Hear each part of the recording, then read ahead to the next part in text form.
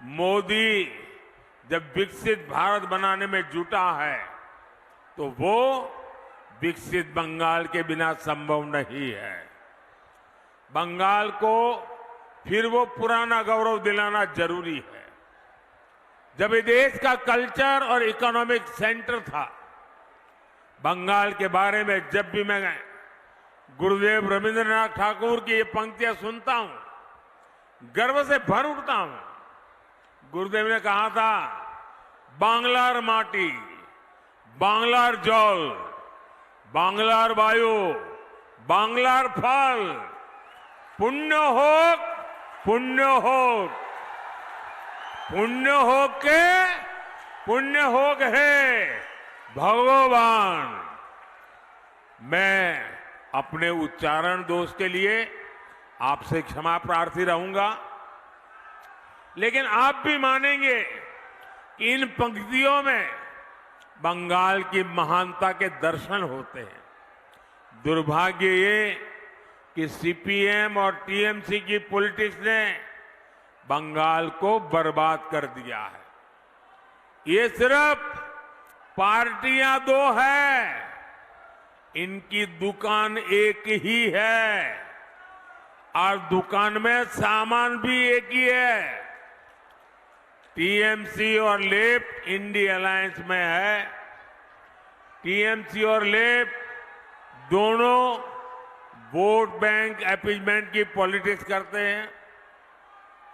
इन दोनों पार्टियों ने पश्चिम बंगाल को करप्ट सिस्टम दिया, तोलाबाजों का सिस्टम दिया और सबसे बड़ी बात, ये दोनों पार्टियां एंटी डेमोक्रेसी है।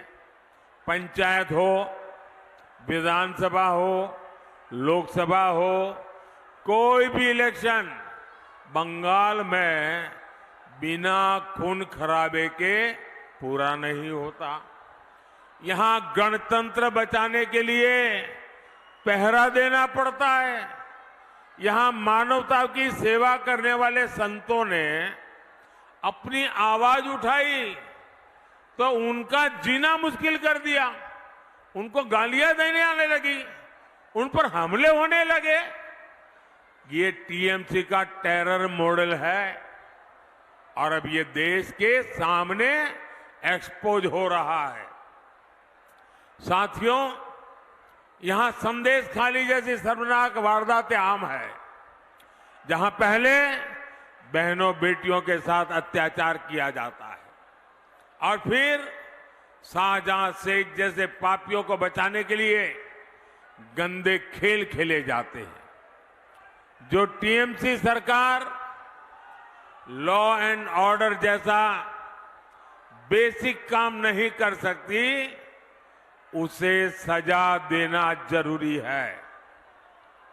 टीएमसी की पॉलिटिक्स रक्ता कटो पॉलिटिक्स है। टीएमसी करप्ट इकोसिस्टम को आगे बढ़ाती है। टीएमसी की सारी पॉलिटिक्स वोट बैंक के लिए है। इसका ताजा उदाहरण हमने कुछ दिन पहले ही देखा है। साथियों, टीएमसी ने पहले असंवैधानिक तरीके से 77 मुस्लिम जातियों को ओबीसी घोषित कर दिया था, लेकिन अब जब हाईकोर्ट का फैसला आ गया तो इनके लिए कराए पर पानी फिर गया। अब हाईकोर्ट का फैसला तो इन्हें मानना ही पड़ेगा। इनकी साजिश पर ब्रेक लग गया है, लेकिन फिर भी मुसलमानों को खुश करने के लिए टीएमसी सरकार ये कह रही है कि वो हाईकोर्ट का फैसला नहीं मानेगी। साथियों, सीएए को लेकर टीएमसी जिस तरह सफेद झूठ बोल रही है, ये पूरा देश देख रहा है। बंटवारे से पीड़ित हमारे जो साथी दूसरे देशों में रह गए थे, जिन्हें भारत ने भरोसा दिया था कि उन्हें भारत की नागरिकता देंगे, क्या उन्हें हम अत्याचार सहने के लिए ऐसे ही छोड़ दे क्या? मोदी ये नहीं होने दे सकता। इसलिए पूरे दायित्व भाव के साथ सीएए लाया है। ये नागरिकता देने का कानून है, ये नागरिकता छीनने का कानून नहीं है। लेकिन टीएमसी इसे लेकर भी भ्रम फैलाती रहती है। किस लिए? सिर्फ और सिर्फ अपने वोट बैंक को डराने के लिए, ताकि वो टीएमसी का खेमा न छोड़े। साथियों, टीएमसी और सुशासन का दूर दूर तक कोई नाता नहीं है। बंगाल में सुशासन दूरबीन से खोजने पर भी नहीं मिलता। बंगाल में सुशासन माइक्रोस्कोप से तलाशने पर भी नहीं मिलता। मोदी ने पूरे देश में 12 करोड़ परिवारों तक नल से साफ पानी पहुंचाया है। लेकिन बंगाल में लोग आज भी आर्सेनिक वाला पानी पीने के लिए मजबूर है। मोदी शहरों में गरीबों और मिडिल क्लास को पक्के घर दे रहा है। मोदी रेरा कानून लेकर आया ताकि बिल्डरों की मनमानी न चले। लेकिन बंगाल में सरेआम माफिया को जमीनें दी जा रही हैं, नियमों के विरुद्ध कंस्ट्रक्शन हो रहा है।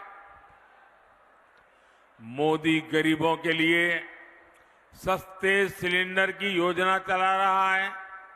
इससे यहां के लाखों बहनों को लाभ हो रहा है। लेकिन टीएमसी सरकार इसमें भी रोड़े अटका रही है। साथियों, देश में करीब 6 करोड़ बुजुर्ग हैं जिनकी आयु 70 वर्ष से ऊपर है। आने वाले समय में ये संख्या और बढ़ने वाली है। ये परिवार के वो सदस्य हैं जिनकी हेल्थ का खर्च हर परिवार को उठाना पड़ता है। अब मोदी की गारंटी है कि ऐसे हर बुजुर्ग को 5 लाख रुपए तक मुफ्त इलाज मिलेगा।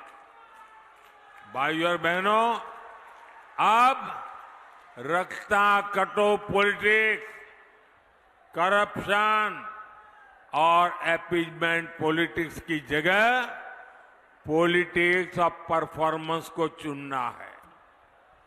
जादवपुर से हमारे उम्मीदवार मेरे बहुत पुराने साथी अनिर्बान गांगुली जी को मिला।